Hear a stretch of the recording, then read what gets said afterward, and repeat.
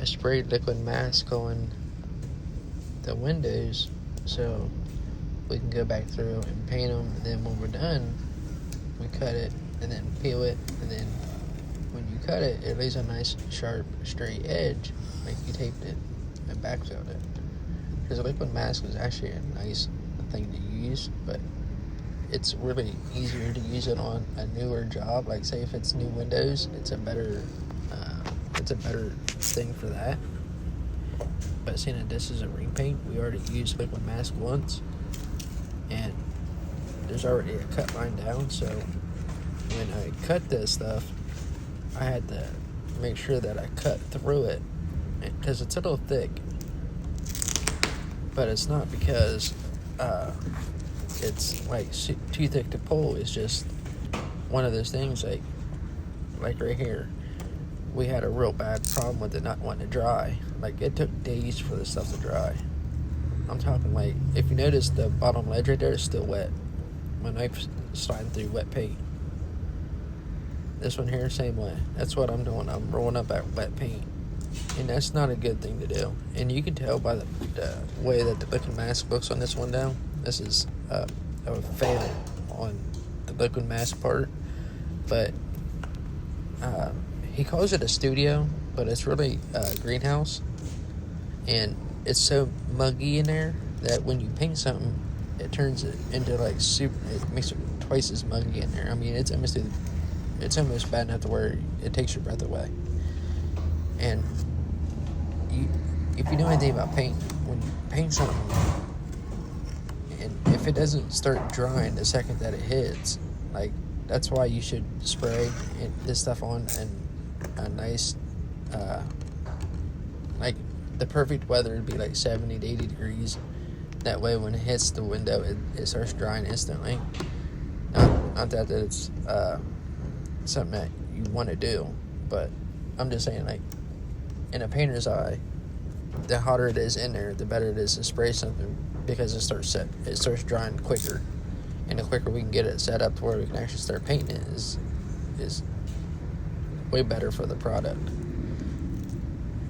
Now, what happened here is when we sprayed it, it was cold out, so we had to deal with all this moisture from all the wet paint, and then on top of it, it was below zero, and it created like this. It made this stuff not want to dry, and we actually dried it because it ran real bad. So what we did was we ended up peeling it off the areas that it was still wet, and we just went through there with a hairdryer and sprayed it, and we put a hairdryer on as soon as possible, just to kind of like fill the blanks back in. And that's why you see like some stuff's like super clear and not yellow, like, because when you got a nice decent coat of this liquid mask on there, it's almost like a tan color, and that's how you know if it's on there thick enough. But when it's clear, it means it's thin. And the top part of this window, for some reason, I'm terrible with holding this camera, but the top part of this window peeled like that, and if you notice, it's like super thin and see-through, but it's also really hard to get off the window when it's like that. So I would recommend, if you're not spraying in a group, like if you're doing a house that's like super muggy inside, I wouldn't recommend using this product. I just cut and roll it or tape it off or something, because I mean, I think it was 3 days later we pulled it. Like, we just got done with it today, and there's stuff that was still wet on the tape when we was pulling it. Now this door here, seeing that he's got all the heat out. His heater is actually in the inside underneath of where I'm standing at. There's a room underneath of that floor, and the way he's got it designed is he pulls the heat in from outside of the greenhouse into that building, and then he circulates it back into the building, and it just circulates itself. Well, that's cool to a point, but the two doors, when you close the doors, it creates this vacuum. I mean, if you stand in front of that door and it starts shutting on you, you better watch out, because it'll slam shut. I mean, it's got that much vacuum. And these doors here, they dried great. Like, I laid it on pretty decent and it dried great. And if you notice, it's pulling like it's supposed to. That's exactly how it's supposed to pull, just like that. Just remember when you cut your straight lines down through there, it's nice to use that edge for a guide if you can, or your finger or something like that, so you don't like get all wiggly. But for the most part, watch that your blade's cutting through it, because what happens is if you don't cut through it and you go to peel it, it'll peel up the side of that window, and then you'll have to touch it up. And there's a spot I did that too on the window right below the one I'm working on now. It pulled like that. Like I cut it and I barely didn't. Like, I cut it and I went to bring it up from the bottom and crisscross it. And when I did that, it almost didn't cut all the way through it. So when I pulled it, it grabbed that spot and I had to like lay it back down and cut it through that spot, and then I peeled it. But this right here is a perfect example of what it's supposed to do. This is exactly what this stuff's supposed to do. And if you notice, I brushed that door. We didn't spray it.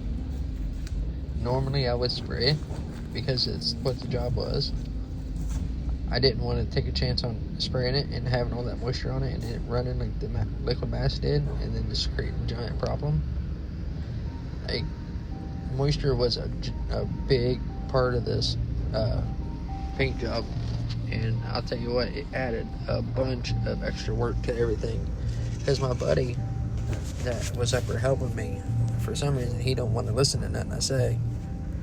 He's an older guy, I get it, but in the same sense I kept telling him, look dude, you can't do this stuff because this paint's not going to dry, and if you go spraying that on there, it's going to create a bunch of moisture and we're going to have another problem on our hands.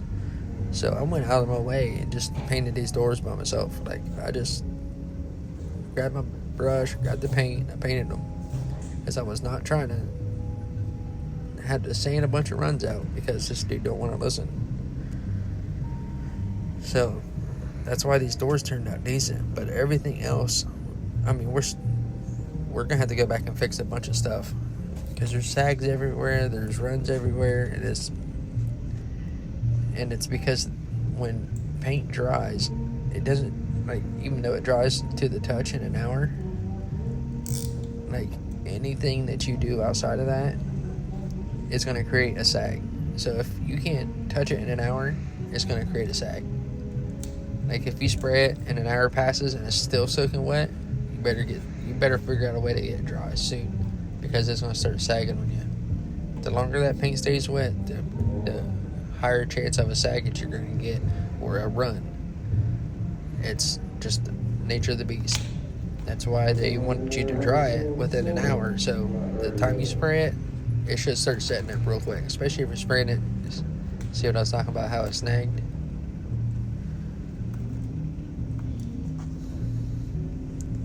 And the whole point of spraying it like that is you don't want your paint to sit there forever wet, because it will start running on you and start sagging.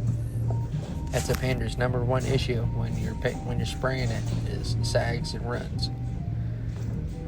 It's not fun to sit there and sand out a run for a half hour to an hour, and then you end up having to get the mud out anyway, and then you end up patching it. It doesn't help the situation at all. But I just wanted to give you guys an idea how to work with this liquid mask, because a lot of people don't really talk about this stuff, because, you know, I work with this stuff quite often, and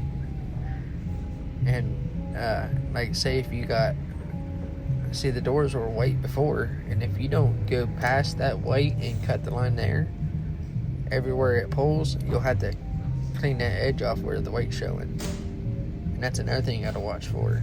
So what I'm doing is I'm going just a hair in front of the original cut line, and I'm cutting it right there, because that happened in a couple spots on this. You'll see some white showing through, and it's because that's the original paint underneath of it, where I cut it just a hair too short and I caught the bottom of the paint. And it's not an issue. I mean, I just went back through with the brush and painted it, like covered it back up with, a little bit of paint, but it covers you right up. It's not a problem. But I was really shocked that this this stuff created a moisture problem like it did. I mean, it was wet for 2 days, and that's not cool at all. Anybody knows anything about paint, if it ain't dry in a half hour to an hour, there's something wrong with it.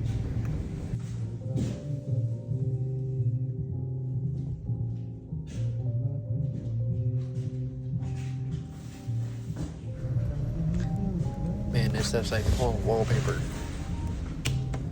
If you notice, it comes right off. Now, another thing we had a problem with it not drying very fast.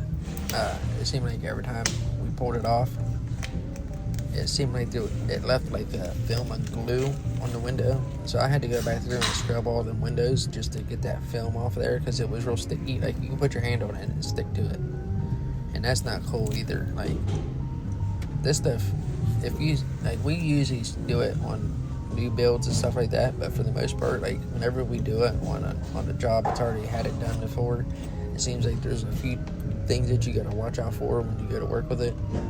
And I would definitely say that, like, if you could spray it outside on some exterior windows to where it dries real quick, I mean, you can lay that stuff on, but the thickness of the paint on top of that is usually what helps it pull too. But if you get a spot to where there's no liquid mask on and you spray it and that paint sticks to the glass itself, you're gonna have a hell of a time getting it off. But as long as that liquid mask is on there, you're fine. That's what I was saying. Them cut lines turned out nice.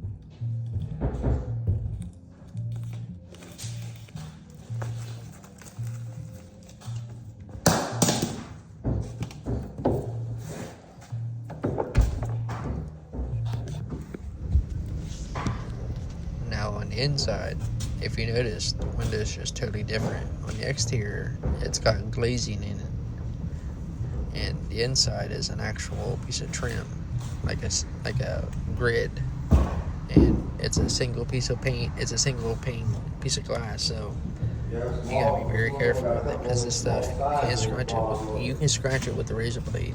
Like, even though a lot of people don't understand, it's like, you think you can take a razor blade and clean windows with it. Like, you can to a point, but it seems like if you do that stuff when it's dry, it'll scratch crap out of your windows. And we had a problem with getting some sprinkles on that glass, and I used a wet rag and cleaned it off, and took a razor blade to it, and it come off. But I noticed, like, with that glass itself, you can tell it's not a low grade glass. So I scratched it in a couple spots, and I didn't mean to. I mean, it just nature of the beast. So when you're cutting that glass like that on the inside, I stuck it into the groove. So I cut into the gutter, like I cut it straight in front of the gutter, so I can stay as close as possible to it.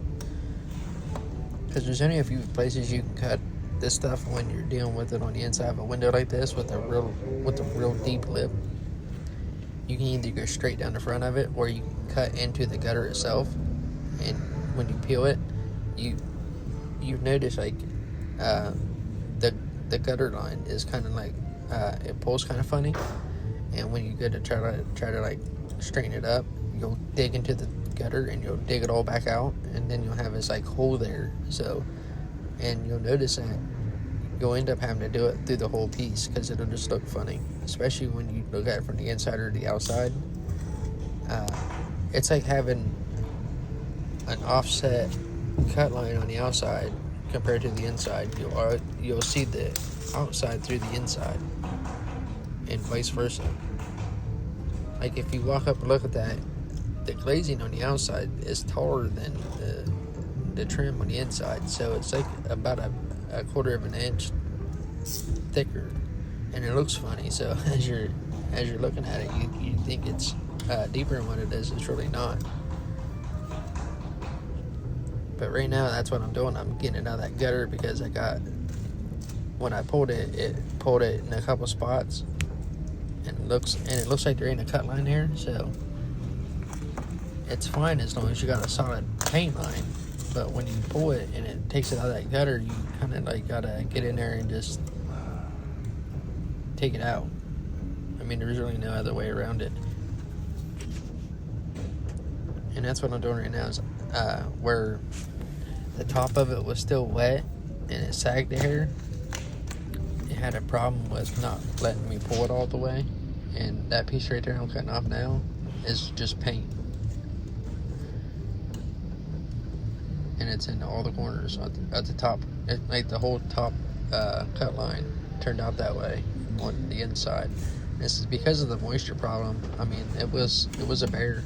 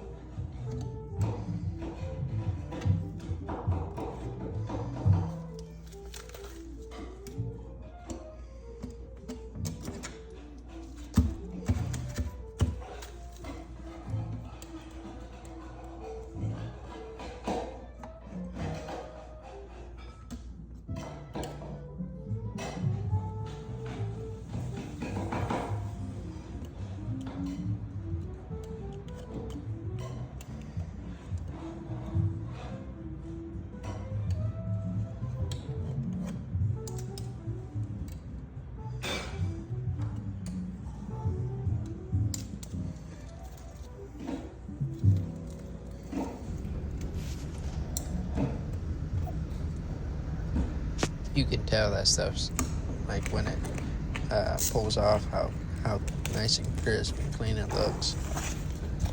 It's not a bad product, and it does bite, but it kind of reminds you of like a rubber coating.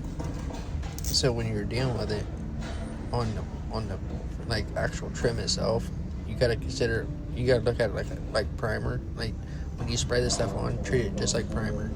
Like the thickness of the primer that you put on and everything, it's pretty much the same thing. So that's what they want you to use.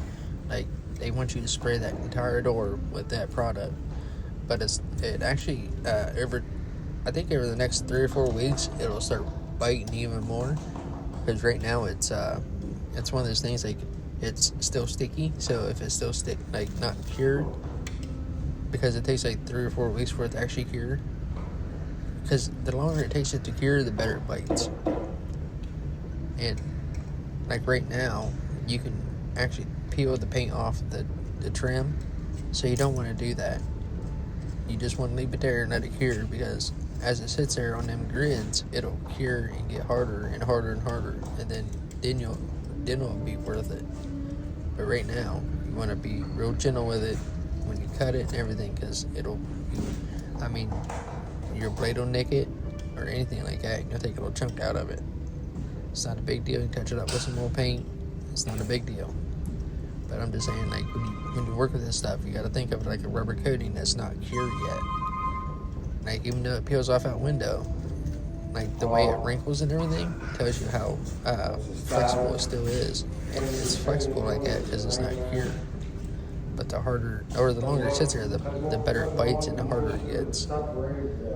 It just takes a few weeks for it to sit there and do that.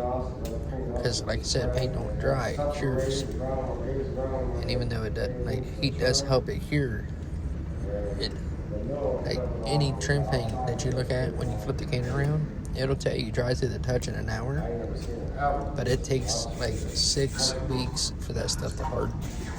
That's why I wouldn't paint like a cabinet. Like, say if I wanted to paint a countertop, I would tell the homeowner, don't sit a cup on there or a can on there for 4 weeks, because it takes that much longer for it to actually start curing and hardening. And when it starts hardening, that's when you can, after it cures, then you can start scrubbing it and stuff like that with a rag. So if you ever do get something painted, like especially a bathroom, you should not, like if you got a bathroom and you had your bathroom painted, you should wait 3 to 4 weeks at least before you take a shower in it. Like, and that's what some good paint. Because if not, when you take a shower, what it does is the hot moisture will make the wall, like, it kind of like pulls all the glue out and it'll run down it, and let's say someone threw a bunch of pop on it. And I'm pretty sure a lot of you guys understand what I'm talking about, because when you go in your bathroom, it'll have like mold or something on there, or it'll have like, let's say someone threw a bunch of pop on your wall and it dried. It's actually the glue and the paint separating from all the hot moisture in it. And it's something that you really got to take care of when you have your bathrooms painted, and especially with trim and stuff. Like, you should not be in there messing with any hot water for a couple weeks. And that's something that you got to take consideration when you get your bathrooms painted. Like, you got to take consideration, like, even though it's painted, you can't necessarily mess with it for a few weeks. But after that first month of getting it painted, you should be good, and you should be able to clean it and do whatever you gotta do to it, and it'll be hard enough. Because right now, it's so vital that you can wipe the paint off if you take a wet rag and walk up to that window right now and start scrubbing it. It'll dull it down. It'll start scrubbing through the paint, like, because it's not cured.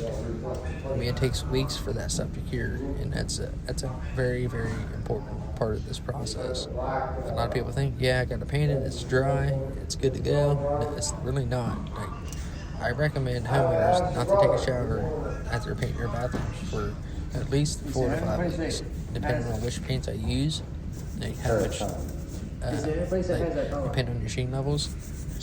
Because the shinier it is, the more glue it's got in it, and the longer it takes for it to bite. Yeah. But that's also one of the things, like, that's how you get your scrubbable walls too. So, 45 minutes on my way to another store. Like, because you tell me all the time, deal with it. If you can't hit that subscribe button, I'm trying to grow my channel. It's the same paint we use on the inside. It's the same paint we use on the inside. Because if you like this kind of stuff, I put stuff on here all the time. And if you like to see homes and remodels and stuff like that, this is definitely the page for you, or the channel for you. And hit that like button, leave a comment. Love you.